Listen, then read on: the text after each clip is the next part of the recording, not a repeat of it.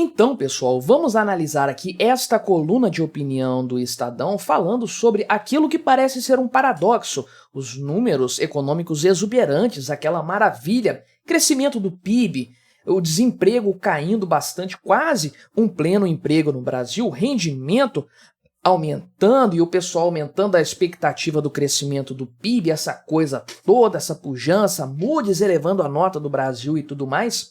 E ainda assim a popularidade do Lula caindo, né? Quem poderia imaginar que isso iria acontecer? É claro que há um pequeno componente no meio dessa história que atrapalha bastante o Lula, um componente chamado realidade, aquilo que as pessoas veem no dia a dia. Então, sim, é natural que as pessoas acabem percebendo, né? Ou nem não se dão ao trabalho de ver os números, ou percebem que os números realmente não condizem com a realidade. Então, o pessoal inclusive coloca aqui que a queda da popularidade do Lula está acontecendo mesmo havendo aqui um suntuoso desempenho do mercado de trabalho. Isso aqui tem uma exuberância causada, obviamente, por uma lassidão da política fiscal, expansão fiscal que a gente sabe muito bem, que é o motor da economia durante o governo Lula e que, obviamente, tem um fôlego curto e vai cobrar o nosso preço lá na frente, a gente conhece bem essa história. Então vamos analisar este ponto aqui, esta questão, e conversar também a respeito dessas definições econômicas, desses números. Será que eles importam realmente? Porque, de acordo com a pesquisa aqui, da Panorama Político 2024, só 1 em cada 4 brasileiros tem preocupações com a economia, com questões econômicas. Um patamar muito baixo, convenhamos. Vamos falar desse assunto, mas antes não se esqueça de se inscrever no meu canal se você ainda não for inscrito. E se você quiser colaborar financeiramente aqui com este meu trabalho, você pode se tornar membro patrocinador do meu canal, com valores a partir de R$ 1,99 por mês. Você me ajuda bastante dessa forma, pode ter certeza disso. Então, eles falam aqui da comiseração de alguns economistas que não entendem que algumas coisas não podem ser explicadas pelos números, né? E a verdade é que a popularidade do governo do Lula não pode ser explicada se considerarmos números econômicos maceteados. Se a gente considerar outras coisas, a história começa a criar contornos de realidade. E não é só isso que manda na popularidade de um presidente da República também. É claro que não é só o aspecto econômico. É muito importante, talvez seja o mais importante, mas hoje, em tempos de informação com bastante acesso, com bastante facilidade, questões geopolíticas, por exemplo, mandam muito. Esse negócio do Lula ficar contra Israel, contra a Ucrânia, passar pano para o Nicolás Maduro, isso também prejudica a avaliação dele, não pode ser desconsiderado. Não se trata só de questões econômicas, portanto, mas sim, a economia costuma mandar mais na aprovação ou não de um presidente da República. E não tem nada a ver com esses números aqui, com as questões. Estamos falando de quem se preocupa. Quem sente na prática, todo mundo sente, essa é a verdade. Então eles citam aqui a pesquisa da Genial Quaest, mostrando que a avaliação positiva do presidente Lula caiu de 36% para 32%, que é a pior da série histórica, inclusive, e coloca essa nota positiva 10 pontos abaixo do mesmo resultado de agosto de 2023. Ou seja, a popularidade do Lula está desabando. O cara não chega ao final do mandato se esse ritmo se mantiver. É claro que não, tem aquela parcela da população que lambe as botas do Lula, não se importa com nada do que ele fizer e vai falar que é lindo, maravilhoso o governo dele em qualquer circunstância. Mas a verdade é que isso aí se tornou uma coisa assim bastante gritante pelos gráficos. Tem aqui também, eu repercuti isso aqui no meu canal, inclusive, vou ver se eu lembro de deixar esse vídeo recomendado aqui no final para você assistir, né? Mas eu falei dessa pesquisa mostrando, inclusive, que o número de pessoas que consideram o governo Lula melhor do que o Bolsonaro caiu para 38%, sendo que lá no início do governo estava 60%, meu amigo. Olha só o tanto que isso aqui caiu, né? E aí, é engraçado, esse número aqui é engraçado, eu falei dele, né?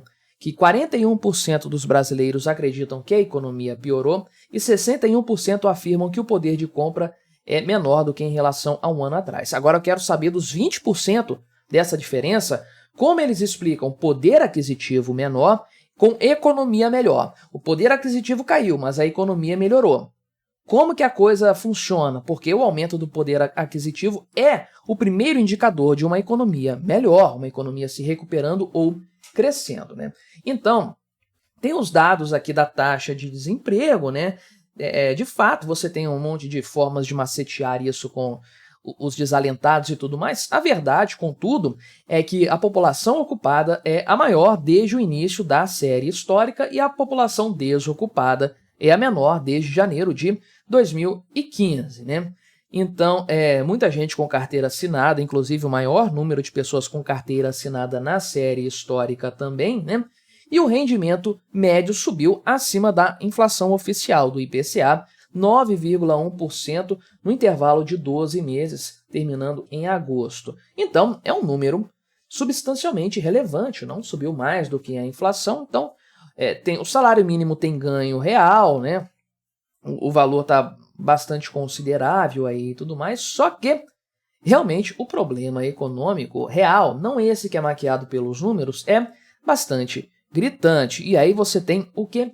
A inflação real, aquela que você percebe na prática, e que não é aquela controlada pelo IBGE, por isso que eu gosto de trazer aqui para o canal o índice IGPM, que é da Fundação Getúlio Vargas, que não está tão sujeito assim a sabores políticos como o IPCA, mas na hora de ir no supermercado, o brasileiro percebe a realidade, o que está acontecendo com os preços, inclusive a percepção de aumento de preços em gasolina, energia elétrica, carne, vários outros itens, é notável. Tem essa pesquisa da Genial Quaest, inclusive fez esse tipo de análise para itens específicos e todo mundo tem a percepção de que tudo está ficando mais caro. Então, né, tem a questão da pressão inflacionária que provavelmente vai aparecer nos próximos meses. O pessoal aqui do Estadão coloca, inclusive, que essa pressão é latente, ela já está ali e vai se manifestar brevemente. O que vai acontecer quando isso estiver bastante claro? Ou o governo vai deixar rolar, né, o Banco Central no caso, porque aí falta 3 meses para o Campos Neto sair do comando do Banco Central, o Gabriel Galípolo vai entrar, não sabemos em quais termos, o Lula vai indicar mais um diretor para o Banco Central, não sabemos quem. Não sabemos, portanto, qual vai ser a política do Copom daí em diante. Mas é certo, e todos já estão prevendo, cravando isso, a inflação vai aumentar daqui para frente. O que o Banco Central vai fazer para reagir a isso? Se ele deixar rolar, a coisa vai descambar completamente. Se ele segurar um pouco mais, apertando a taxa de juros, você vai ter o grande problema econômico, que é ter uma taxa muito elevada, o pessoal vai para a renda fixa, e aí você começa a ter problemas para financiamento de negócios privados, de expansão do aumento da produtividade, porque fica tudo muito caro a partir daí, o crédito se torna muito caro, tá todo mundo competindo com a dívida pública, essa é a verdade, né? Você tem dinheiro aqui para emprestar para o empresário fulano de tal, que você não sabe se vai pagar, ou emprestar para o governo, para o Tesouro Direto, para os títulos da dívida pública, né? E você tem também a pressão direta sobre a dívida por causa dos juros, do serviço da dívida. Quanto maior for a taxa Selic, maior é o serviço da dívida em vários pontos ali, a depender do título, é claro, mas vai subir um serviço que já custa mais de 800 bilhões de reais por ano. Vai ficar pior agora que a taxa de juros subiu e vai continuar piorando, porque a taxa de juros tem tudo para continuar subindo.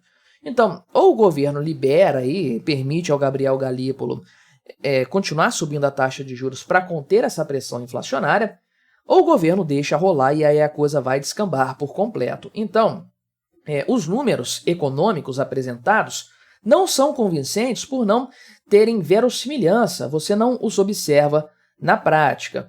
Tem emprego sendo gerado, sim, mas a atividade econômica você sente. Quem está há muito tempo, inclusive, no mercado, sente quando a coisa não está caminhando bem, tem ali algo, uma peça que não está se encaixando nessa história, porque está subindo o PIB. Eu até conversei com uma pessoa que nem é de área econômica, nada disso, recentemente, ela me fez esse questionamento, inclusive, né, que perguntou se eu estava vendo o que os números estavam mostrando, porque o PIB está crescendo e tem emprego e tudo mais, e os comerciantes reclamando do mercado que está fraco, o consumo não está grandes coisas. E aí? Onde que estão esses números? Onde que está a realidade? Pois é, o pessoal enxerga isso e não há dado econômico que importe nesse sentido. Olha só, se 1 em cada 4 brasileiros, né, ou 26% da população mais ou menos, realmente se preocupa com questões econômicas a ponto de pensar aqui sobre o aumento do custo de vida, o emprego e tudo mais, isso significa que a maior parte da população não para refletir sobre esses temas. Não para refletir sobre o futuro econômico, que a economia não necessariamente vai ser igual hoje ou ontem. Pode mudar, pode melhorar muito, mas pode piorar e depende de alguns fatores. Você começa a pensar nos fatores, você começa a ficar meio preocupado, enfim. Se a maior parte da população não tem capacidade de pensar dessa forma, que dirá olhar para IPCA, PIB, Selic, CAGED e tirar conclusões a partir desses números? Então, quem poderia ser enganado por esses números, o pessoal com a capacidade de concepção econômica menor, não é enganado porque nem se toca do que isso significa, e quem entende desses temas não leva esses números estatais a sério porque eles realmente não parecem refletir a realidade e o grande problema, o da expansão fiscal, que causa a inflação, provoca um aumento da taxa de juros, todo mundo está vendo acontecer, é o grande tema do momento e é a preocupação de quem realmente pensa em economia. Mas me diga aí, o que você achou da minha análise? Colabore com o nosso debate, deixe aí o seu comentário. Vou colocar linkado aqui, inclusive, o vídeo, né? Lembrei agora, vou deixar o vídeo que eu falei que ia comentar no início aqui sobre a questão da pesquisa Quaest para você assistir. Se inscreva no meu canal se você ainda não for inscrito e até a próxima.